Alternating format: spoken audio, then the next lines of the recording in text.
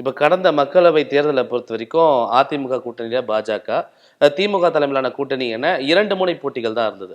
இந்த முறை ஒவ்வொரு கட்சிகளும் பிரிந்து மும்முனை போட்டிகள சந்திக்கக்கூடிய ஒரு நிலை இருக்கு.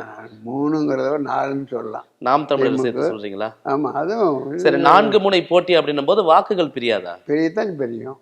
போன தடவை மாதிரி ஒரு ஸ்வீப் இது அப்படியெல்லாம் இப்போ நடக்காது. இப்போ யார் வின் பண்ணாலும் லட்சக்கணக்கு 4 லட்சம் 3 லட்சம் அது ஒரு டிஃப்ரெண்ட் சுச்சுவேஷன். அது போனது 2019.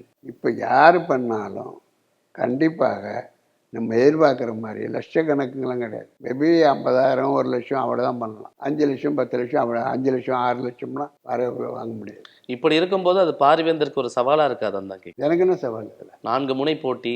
நாங்கள் அது என்னைக்கு சவால் என்னங்க, அவங்கள போல நானும் ஒரு கேண்டிடேட். நான் வரும்போது எனக்கு என்ன சவால் இதில்? என்ன நினைக்கிறோம்னா, போன தடவை 4 லட்சம் வாக்கு வித்தியாசம், இப்போ 1 லட்சம் வாக்கு வித்தியாசமாக இருக்குது. அவங்க யார் வின் பண்ணாலும் அப்படி தான் இருக்கும்.